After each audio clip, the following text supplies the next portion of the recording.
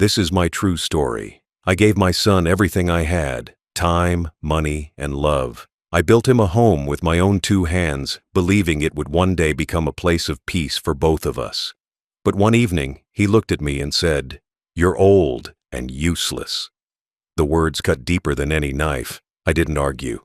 I just smiled, nodded, and went to my room. The next morning, everything changed. You won't believe what I did next. Before that, tell me where you're watching from and what time it is. And please subscribe so more people can hear my story. I spent my youth working long days and sleepless nights so that my son would never taste the hunger or struggle I once knew. Back then, I lived in a small apartment in Ohio, barely managing to afford rent, yet I carried dreams far bigger than my paycheck. Every hammer I swung, every blister on my palm was for him. When I finally saved enough to buy land, I promised myself that I'd build a home that would outlive me, a place where he'd always feel safe. The house was not just walls and windows. It was years of my breath, my sweat, and my sacrifice. I laid each brick with patience, imagining him running through the halls as a child, imagining his laughter filling the rooms. Even when my back ached and my knees felt like breaking, I kept working. I told myself it would all be worth it. That one day he'd look at me with pride and say, "You did this for us." I remember every morning before work, waking up before the sun, packing a small sandwich, and leaving before he even stirred in his bed. The sound of the early trains, the smell of steel and concrete, the ache in my hands. They were all part of my daily life, but I didn't complain. A father's pain doesn't need sympathy, it needs purpose. My purpose was him. When he was young, I made sure he had everything I never did. New clothes for school, fresh meals, even piano lessons, because he once said he liked the sound of music. I skipped meals so he could eat well. I walked to work in the cold while he rode the bus to college. I remember coming home late some nights, too tired to eat but still smiling because I could hear him laughing in his room, surrounded by comfort I had built with calloused hands. Life wasn't easy, but I never let him see me break. When his mother passed away, I thought we'd grow even closer. I thought losing her would remind us both that family is all we really have. Instead, something changed. Maybe grief hardened him, or maybe the world outside taught him pride too early. But even when his temper grew short, I told myself it was stress. Even when he rolled his eyes at my advice, I told myself it was youth. Still, I kept giving. When he got married, I handed him the keys to the house. "It's yours," I said, because I wanted him to build his family where ours began. I moved into the small guest room and told him it was temporary, that I'd move out once he was settled. But I never did. I wanted to believe I was still needed. I started noticing how he looked at me, not like a father, but like an inconvenience. He'd sigh when I asked questions, roll his eyes when I forgot things. Meals became quiet. The laughter that once filled the house was replaced by murmurs behind closed doors. I'd hear him and his wife whispering at night. My name always sounded sharp when it left their mouths. Still, I stayed. I told myself it was love, not pity, that kept me there. I wanted to believe he'd remember the man who carried him on his shoulders through the fairgrounds in summer, the man who stayed awake every night when he was sick. Even as he started handling the bills and finances, I trusted him completely. The property deed was still under my name, but I never used that fact as power. It wasn't about control. It was about family. I wanted him to feel like everything I had was his. I never imagined he'd see that as weakness. Sometimes I'd walk past the living room and see him sitting on the couch, scrolling through his phone, ignoring my "good morning." It hurt, but I smiled anyway. I'd go to my room and whisper, "He'll come around." I believed that for years. Fathers always believe. Looking back now, I see how blind love can be. We give and give until there's nothing left to take. I kept holding on to the illusion that one day he'd see me again, not as old, not as useless, but as the man who built his world. I didn't realize that in his eyes, I had already become a burden. But I didn't stop loving him, not even then. The thing about being a parent is that love doesn't end when respect does. It just grows quieter. It watches from a distance. It prays even when it's been forgotten. And so I stayed silent, letting the years pass, holding on to hope that maybe, just maybe, he'd remember who taught him to stand tall. But that hope would die the night he called me old and useless. It happened slowly, like winter creeping through the cracks of a warm house. One moment, everything felt normal. The next, I was an outsider in the very home I built. My son, once so full of laughter and gratitude, began to treat me like a shadow. He would pass by me without a word, his eyes fixed on his phone, his voice cold when he finally spoke. The kindness I had poured into his heart seemed to dry up overnight. At first, I tried to excuse his behavior. I told myself he was tired from work, maybe overwhelmed by life's weight. I'd spent years working in factories near Detroit, where exhaustion often made good men bitter, so I understood that stress can harden the soul. But this was different. It wasn't tiredness. It was resentment. Something in him had changed. He started saying things that chipped away at me slowly. When I asked questions, he'd sigh, as if my voice itself annoyed him. When I made suggestions, he'd mutter that I didn't understand how the world works anymore. It wasn't just disrespect. It was dismissal. The man I had raised to be thoughtful and kind now looked at me as if I were a burden he never asked for. Meals grew quiet.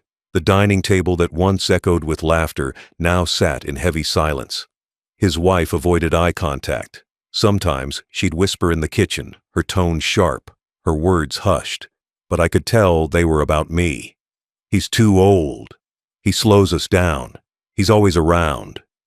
Each phrase cut through walls and landed straight in my chest. I pretended not to hear. Pretending became my only way to survive those days. It wasn't the words alone that hurt. It was how familiar they sounded. I had once heard younger men at work talk about their own fathers the same way. I had always pitied them. I never thought one day my own son would speak about me like that. When he stopped inviting me to family gatherings, I knew things had gone too far. Birthdays passed without a call. Thanksgiving dinner, the one day I used to carve the turkey while he laughed beside me, came and went without an invitation. I spent that year's holiday eating soup from a can, staring at the empty chair beside me, the one I'd once built for him. Sometimes, late at night, I would hear the garage door open and his car pull in. I'd wait in the hallway, hoping he'd see me and smile like he used to when he was a boy. But he'd walk right past, earbuds in, pretending not to notice me. That's when I realized the cruelest form of punishment isn't being shouted at. It's being unseen. There were moments I caught myself apologizing for existing. I'd say, sorry for leaving a cup on the counter. Sorry for sitting in the living room too long. Sorry for watching the television at a volume my weak ears could hear. My life became a series of quiet apologies, offered to a man who had already stopped listening. Once I offered to cook dinner, the way his mother used to. I wanted to remind him of home, of warmth, of family, but he refused, waving me off like an interruption. "Just order something online," he said, without looking up. I stood there for a moment, watching him scroll through his phone. I realized then that screens had replaced stories, and speed had replaced patience. The son I raised was gone, replaced by someone who valued convenience over connection. I started taking long walks through the neighborhood, not because I needed exercise, but because the house no longer felt like mine. Strangers greeted me more warmly than my own son did. The mailman asked how I was doing more often than my family. The world outside gave me the small kindness I'd stopped receiving inside those walls. But even then, I stayed. I told myself this was what aging looked like, that maybe every father eventually becomes a ghost in his child's life. I believed that love, once given, should never be taken back. I thought patience would win him over again. I thought one day he'd remember who I was. But the truth is, he had already decided I was nothing more than a shadow, someone who had served his purpose and could now fade quietly. I would learn just how far his cruelty could go the night he called me old and useless. It would be the moment that snapped something inside me, not out of anger, but out of clarity. That night, I realized that love without respect is not love at all. It's pity. And pity was not what I had built this family on. It was a cold evening in late November when everything changed. The kind of evening where the wind howls through the trees and the walls groan with every gust. I had been sitting in the living room, trying to fix a flickering light bulb. My hands aren't as steady as they once were, but I still tried to help. I didn't want to feel useless. That word, useless, would soon become a knife in my chest. I asked my son if he could lend me a hand. He was sitting on the couch, his eyes glued to the television, a bowl of chips resting on his lap. I spoke softly, not wanting to disturb him too much. But the moment the words left my mouth, his head snapped toward me, and I saw something dark in his eyes, something colder than the winter outside. He stood up abruptly, his voice sharp and heavy with irritation. "You're old and useless. Stop getting in my way." That sentence echoed through the house like thunder. The air seemed to stop moving. My hands froze mid-air, still holding the small light bulb. I looked at him, not in anger, but in disbelief. My son. The boy I raised with love. The one I carried on my shoulders through fairs in Kansas City. The one whose tears I wiped when he fell as a child. That boy was gone. In his place stood a man who looked at me as if I were an obstacle to his peace. He turned away, muttering something under his breath, but I didn't hear it. I couldn't. My ears rang with the weight of that one word, useless. It wasn't the first time he'd shown disrespect, but it was the first time he had stripped away all the masks and said what he truly felt. And in that moment, something inside me shattered quietly. I didn't shout back. I didn't defend myself. I simply placed the light bulb on the table and walked to my room. The walls seemed narrower, the air heavier. Every photo on the wall, his graduation, his wedding, his first job, stared back at me like witnesses to my humiliation. I sat on the edge of my bed, the same bed where I once told him bedtime stories, the same bed where I used to wait up late, hoping he'd get home safe when he was young. My chest hurt, but not from age, from heartbreak. There's a kind of pain words can't describe. It's the kind that makes you feel smaller than your own shadow. That night, I didn't sleep. I stared at the ceiling, counting the faint cracks that had appeared over the years. I realized that just like those cracks, our relationship had been quietly breaking for a long time. I had ignored the signs, the short replies, the sighs, the way he avoided sitting beside me. I thought time would fix it, but time doesn't heal what's been abandoned. It just deepens the silence. I heard him and his wife laughing in the next room later that night. Maybe it was a TV show. Maybe it was just life moving on without me. Either way, I understood. I was no longer part of it. As the clock struck midnight, I got up and walked to the window. The street outside was empty, the lights flickering on the wet pavement.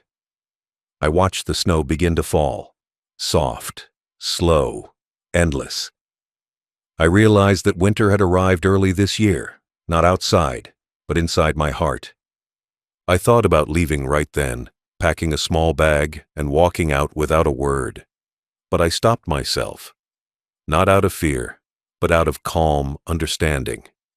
Revenge, I realized, doesn't need rage. It needs reason, and I had reason enough. I looked around the room, my clothes neatly folded, my old radio, the framed wedding photo of his mother and me. Everything I had built, every inch of this home, was mine. The deed, the mortgage, the savings, all in my name. My son had called me useless in the house that existed because of my hands. The irony almost made me smile. That night, I made a decision. I wouldn't yell, I wouldn't cry, and I wouldn't explain. I would simply disappear.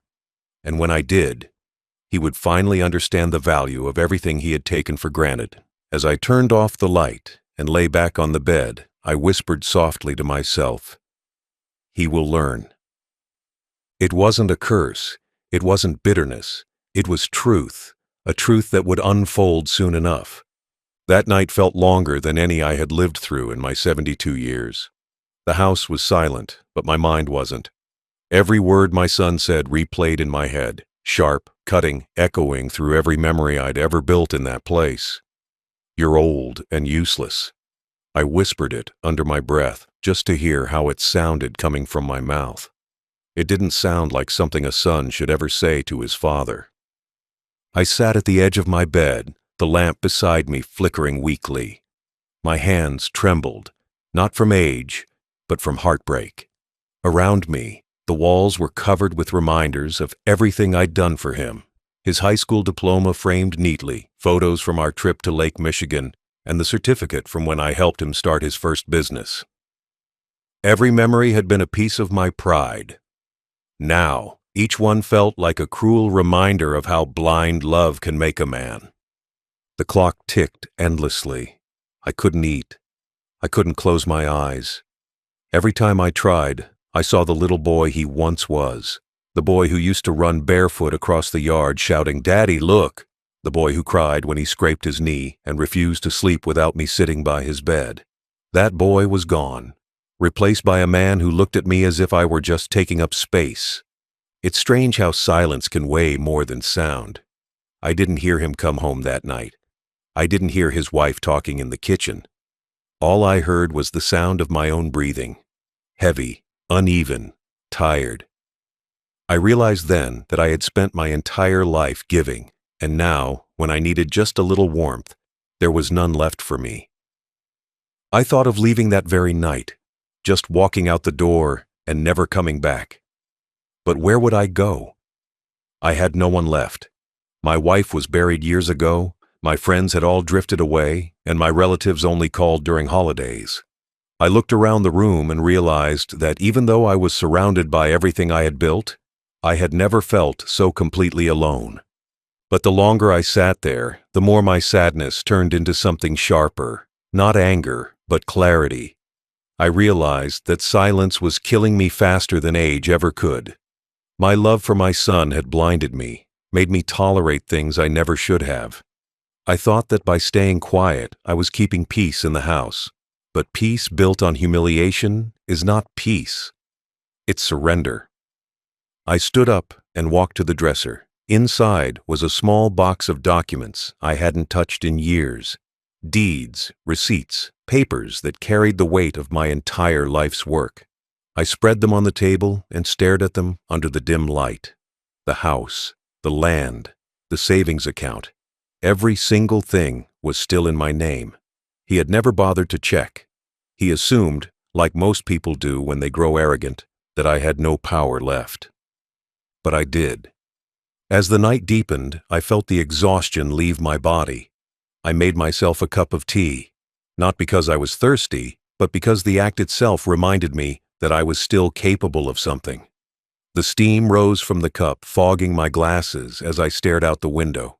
The world outside was quiet and cold, but I felt something stirring inside me. Something I hadn't felt in years. Strength. For the first time in a long while, I wasn't thinking like a helpless old man. I was thinking like the man who built this home from the ground up, who raised a child alone after losing his wife, who fought through life with nothing but willpower and a hammer in his hand. The same man who once had a dream and made it real. By the time the first light of dawn touched the curtains, I knew exactly what I had to do. I would not stay here another day. I would not live under a roof that had turned cold. And most importantly, I would not let him benefit from my silence anymore. I folded the documents neatly, placed them in a small leather bag, and sat back down on the bed. I didn't cry. I didn't even sigh. There was no sadness left, only a strange, calm certainty. Outside, the sun began to rise over the rooftops of Chicago, painting the sky in shades of orange and gold. I looked at it and smiled faintly. It felt like the world itself was whispering, "It's time." And that morning, as the city woke up, I decided I would never let him make me feel small again. When the morning light filled the room, my plan was already forming, quiet, steady, and final. I didn't want drama. I didn't want revenge that made headlines or noise. I wanted something clean, lawful, and unforgettable. My son had built his arrogance on the belief that I was powerless. That was his first mistake. After breakfast, I took out the old wooden box from the bottom of the wardrobe. Inside were decades of my life, documents, receipts, and one folded envelope that held the title deed of the house. My name sat there in black ink, bold and unchallenged. I'd paid off that mortgage 30 years ago, sweating through winters on the construction sites around Cleveland, saving every dime to make sure my family had a roof that could never be taken away. But now, it was me who would take it away, from the one who had forgotten what it cost to build. I brewed myself a cup of coffee, the same brand I'd been drinking since before he was born. Every sip steadied me. I picked up the landline and called my lawyer, an old friend named Martin, who had handled my affairs since my wife's passing. He recognized my voice immediately and asked if everything was all right. I told him I wanted to make some changes, the kind that don't need explanations. When I reached his office later that day, the city was alive with noise, but I heard none of it. Cars honked, people rushed across the crosswalks, but my thoughts were locked on one thing: finality. I handed Martin the deed, the bank statements, and a short list of what I wanted done.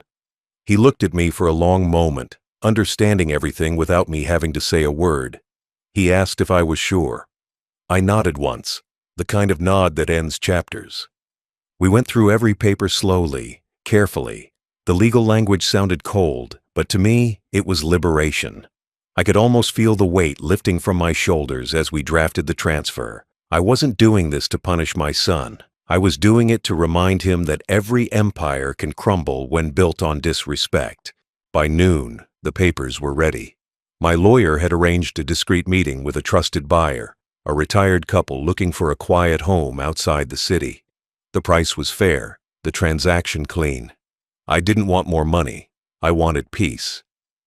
While they reviewed the property details, I stared at the photo of the house on the front page. The porch I had painted, the door I had carved by hand, the window where my wife once waved to me as I left for work. It hurt to let it go, but some goodbyes must be written in ink. I signed the papers slowly. The pen felt heavier than usual. With every stroke of my name, I wasn't just transferring ownership, I was reclaiming my dignity. My son had treated me like I was fading, like an old page that no longer mattered, but the signature proved I still had the final word. Martin patted my shoulder gently and told me he'd take care of the logistics. I left the office with a small envelope containing the sale confirmation and walked straight to the bank.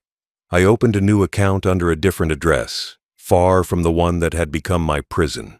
The moment the first deposit cleared, I knew I was free. When I returned home that afternoon, the house looked the same, but it no longer felt like mine, and that was fine. I wasn't attached to the walls anymore.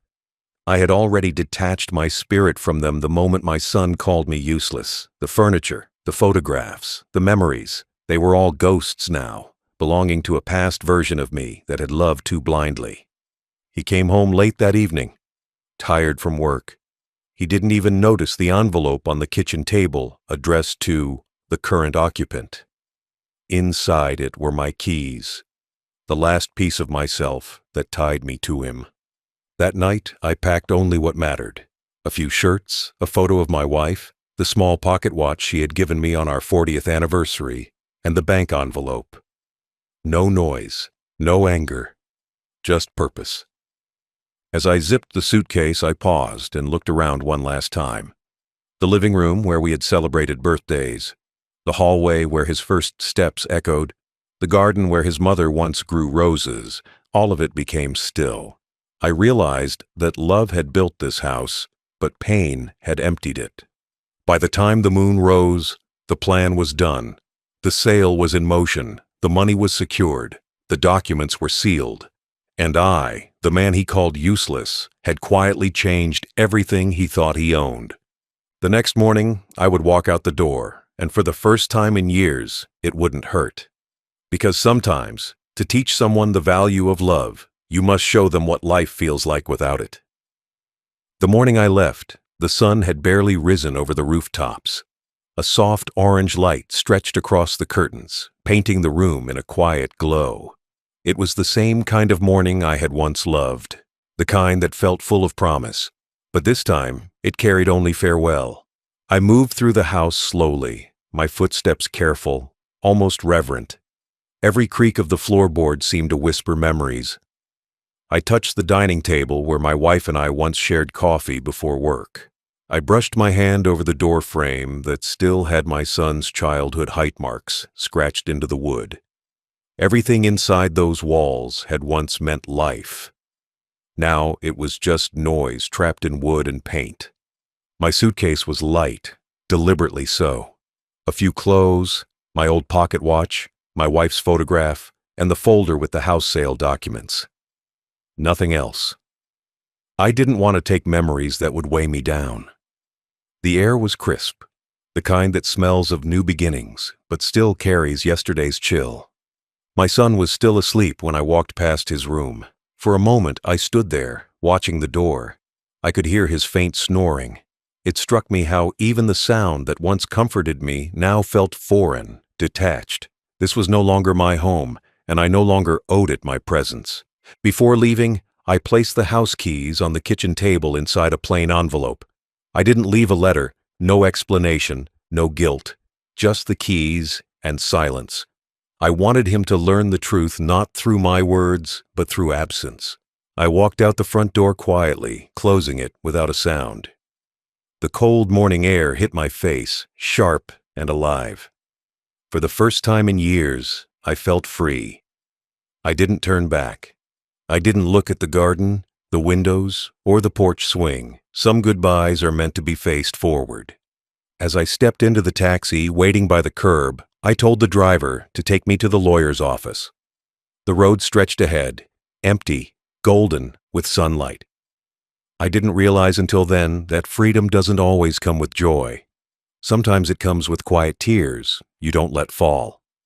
At the office, Martin greeted me with a nod. Everything was ready. The transfer finalized, the payment secured, the legal notifications sent. My name was off the property, and I had enough money to start over wherever I wished. Martin handed me an envelope addressed to my son. Inside, it was a legal notice confirming the sale and my departure. The message was simple. Ownership transferred. The former resident has chosen to move on. I signed the final verification papers and shook Martin's hand. He looked at me kindly and asked if I was certain about disappearing completely. I told him certainty is the only thing a man earns after losing everything else. From there, I took a bus heading east. The ride was long, and the world outside rolled by in shades of gray and green. I didn't know exactly where I was going.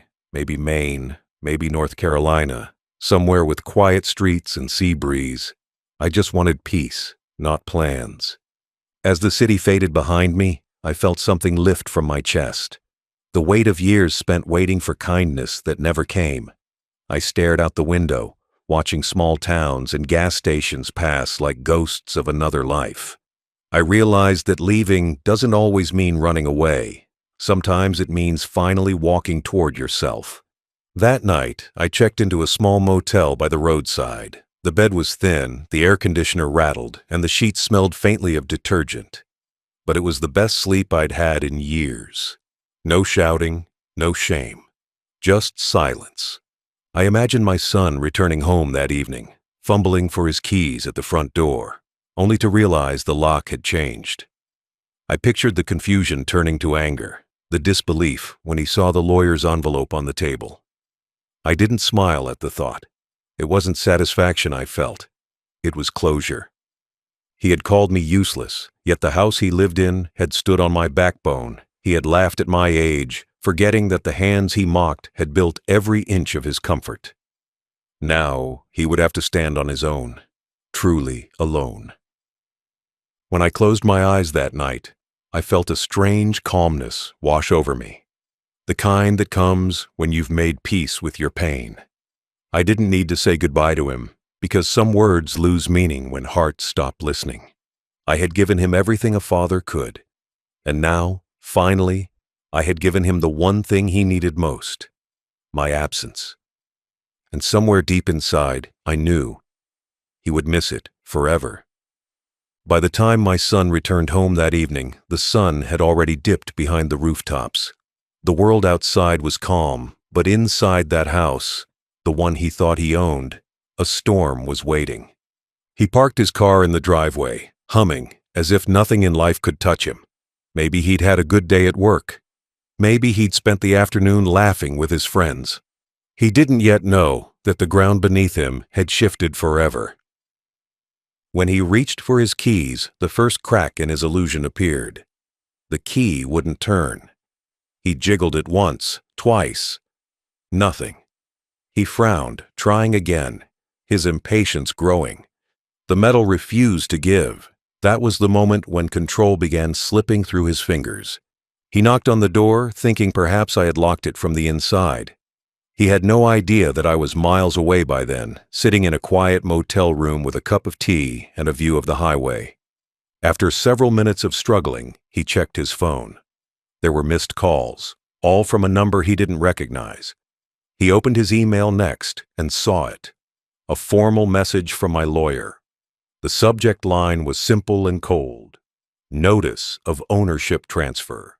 He must have stood frozen on that doorstep, staring at the words that didn't make sense yet.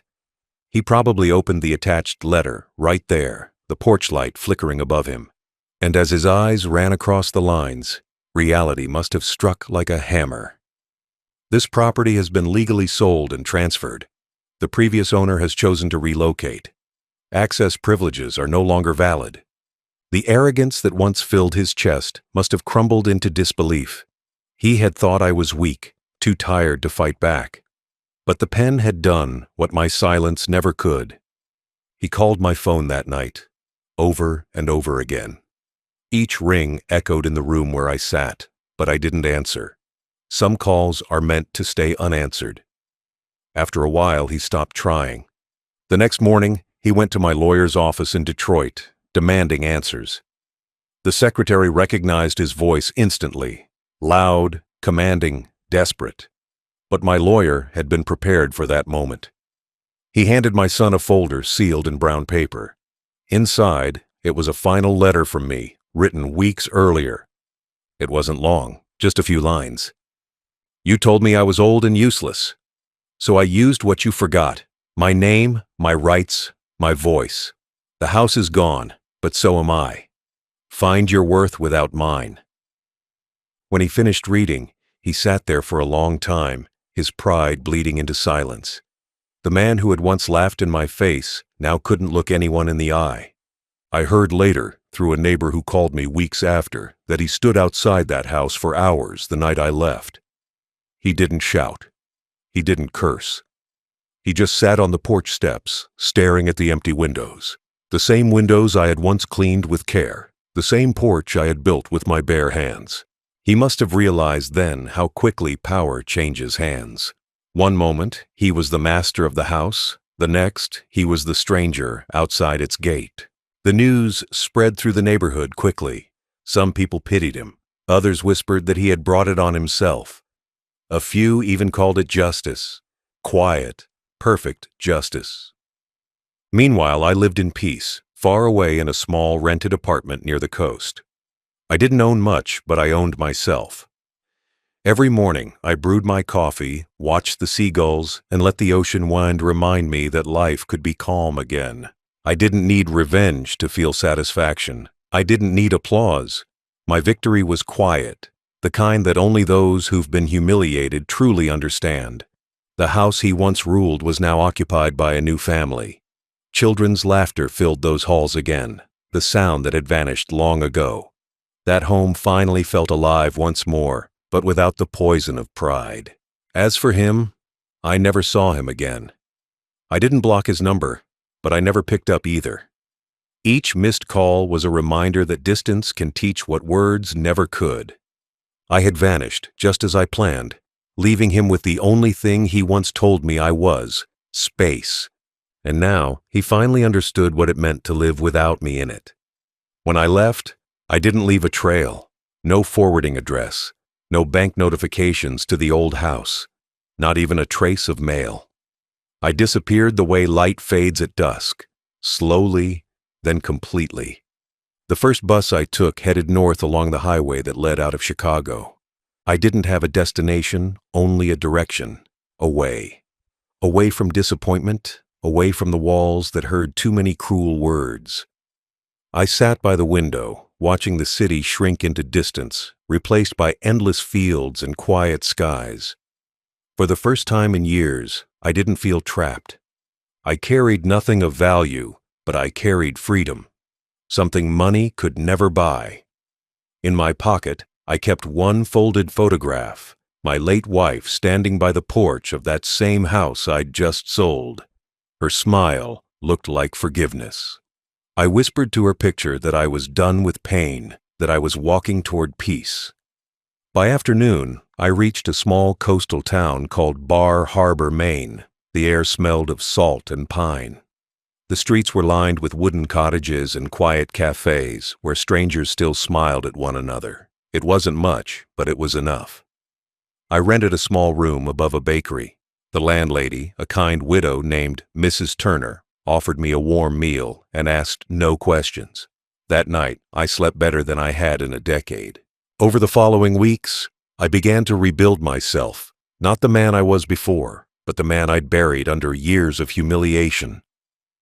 I woke early, took long walks along the shore, and watched fishermen pull in their nets with the sunrise behind them.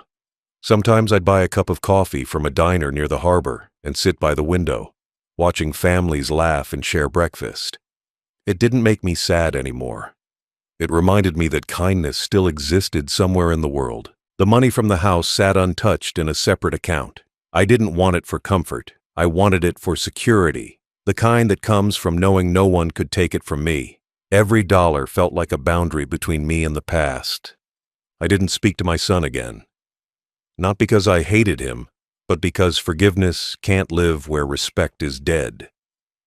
I knew that if I ever heard his voice, I might feel the old ache again. That fatherly instinct to protect, to excuse, to try one more time. I didn't want to fall into that trap. Love shouldn't mean self-destruction. Once, a letter arrived at the bakery with no return address. The handwriting was shaky, uncertain. I recognized it instantly. It was from him. He had written that he was sorry, that he hadn't realized what he'd said, that he'd been stressed and angry and hadn't meant to hurt me. He asked where I was, said he just wanted to talk. I read the letter twice, then I folded it neatly and placed it inside the same box that held my wife's photograph. I didn't reply. Some messages deserve silence, not out of spite, but because the lesson has already been learned. Days turned into months, and peace became my new rhythm. I found work at a small boat repair shop, polishing wood and tightening ropes. The owner paid me little, but it wasn't about money. It was about purpose. Every plank I restored reminded me that even broken things can find new strength when handled with care. At night, I'd sit by the docks and watch the tide roll in. The waves had a sound I couldn't describe, like the world breathing, forgiving itself for all its cruelty. That sound healed me in ways my son's apology never could. In time, I made new friends, other retirees, widowers, wanderers. We shared quiet evenings over tea, talking about the strange ways life tests love. None of us had perfect stories, but all of us understood one thing. Peace doesn't come from what you get back. It comes from what you walk away from. I became invisible to the world I once knew. My name vanished from city records, from phone books, from conversations. My son must have searched for me at some point. I could feel it in my bones. But I never made myself easy to find. I didn't vanish to punish him. I vanished to finally live. Every so often, I'd sit by the harbor and think of that last morning, the envelope on the table, the echo of the closing door. I'd imagine his face when he realized I was truly gone, not with anger or satisfaction, but with a quiet sadness that maybe, just maybe, he finally understood. I had become what he once accused me of being, a ghost in his life. But unlike before, this ghost was free. And in that freedom, I found everything he had lost. The sea has a strange way of healing what people break. Every morning, when the first light touched the waves outside my window, I felt like life was offering me another chance. Quiet, simple, and mine. The sound of seagulls replaced the shouting I used to hear at home. The smell of bread from the bakery downstairs replaced the cold silence of an ungrateful household. I no longer needed anyone's permission to breathe. I spent my days walking along the boardwalk in Maine, where the Atlantic stretched endlessly before me. The air was sharp, filled with salt and stories. I met people who smiled without wanting anything in return. Fishermen, widows, travelers. No one knew my past, and no one asked. For the first time in decades, I was not a father, not a provider, not a disappointment. I was just a man watching the tide. Each day followed a rhythm that soothed me. I'd rise with the sunrise, make my own breakfast, and water a small potted plant that sat by the window, a little green life I had promised myself to care for. It may sound small, but after years of neglect from the one I loved most, small acts of care felt sacred. With the money from the house, I did something unexpected. I didn't buy comfort or luxury. Instead, I donated part of it to a local shelter for old men who had nowhere to go. Men like me, forgotten by their families. I visited them often. We played cards, told stories, shared meals that tasted like dignity. They started calling me Captain because I always wore a Navy cap when I came by. It made me smile every time. One of them, a man named Harold, once said, "You look like someone who's finally forgiven life." He wasn't wrong. Forgiveness had taken years, but it wasn't for my son. It was for myself. I forgave myself for waiting too long to walk away, for believing that love could survive where respect had died, for confusing silence with peace. Some evenings, I would sit on the pier and watch couples walking hand in hand, young and hopeful, old and content. It didn't make me bitter. It reminded me of my wife. I could almost hear her laugh in the wind, that soft, warm sound that had carried me through the hardest years. I knew that somewhere beyond that horizon, she was proud of me for finally choosing peace over pain. Every few weeks, my lawyer would send updates, small notes confirming that all legal matters remained settled, no disputes filed, no contacts from my son. The man who once thought himself untouchable had gone silent. Maybe out of guilt, maybe out of understanding. Either way, his silence was the apology I never needed to hear. I started keeping a journal. Each page was a letter to myself, not to the man I had been, but to the man I had become. I wrote about the smell of the ocean, the faces of kind strangers, the lessons carved by time. It was my way of remembering that peace isn't a place, it's a choice. One afternoon, as I sat by the docks, I watched a father teaching his little boy how to tie a fishing knot. The boy fumbled, laughed, tried again, and finally got it right. The father ruffled his hair, proud and patient. I smiled quietly. That's all I had ever wanted, to pass something good to the next generation. I had done that once, but somewhere along the line, my son had untied the knot himself. As the years passed, I grew older, slower, but never lonelier. People in town began recognizing me. The old man with kind eyes and a cap who always tipped the waitress extra. I had become part of something again, something built not on blood, but on decency. At night, I'd sit by my small fireplace, sip tea, and listen to the soft hum of the ocean outside. No shouts, no judgment, just peace. I often thought about what my son might be doing, whether he still lived in the city, whether he'd married, whether he ever thought of me. But I didn't dwell on it. The past no longer had power here. I had traded a house for peace, a family name for freedom, and regret for silence. And I'd make that trade again 1,000 times over. As I lay down each night, I'd whisper one truth to myself before sleep took me, not bitterly, but gently. He said I was old and useless. But I built the walls that raised him, and I walked away before they became my prison. And with that I slept, not as a father abandoned, but as a man finally free. Now that I'm older and my hair has turned white like the sea foam that touches the rocks outside my window, I find myself thinking about life not with regret, but with understanding. Time has a way of teaching you the truth that youth refuses to listen to, that peace is not found in family, property, or recognition. It's found in quiet acceptance. When I look back, I realize my story isn't about revenge. It's about awakening. My son's words, "You're old and useless," used to echo in my head for years, carving wounds that never seemed to heal. But now I see them differently. Those words were never really about me. They were a reflection of his own emptiness. I gave him everything, my strength, my love, my time. But I couldn't give him humility. That he had to learn on his own. Sometimes when I sit by the dock in Bar Harbor, watching the horizon swallow the sun, I think about how close I came to spending my final years begging for kindness from someone who'd already decided I didn't deserve it. That's the mistake too many parents make, believing their children's love is an obligation rather than a choice. Love must be given freely, or it becomes a weapon. I still remember the first few nights after I vanished. The silence was heavy, but not painful. It was the kind of silence that lets you hear your own heartbeat again, slow, steady, alive.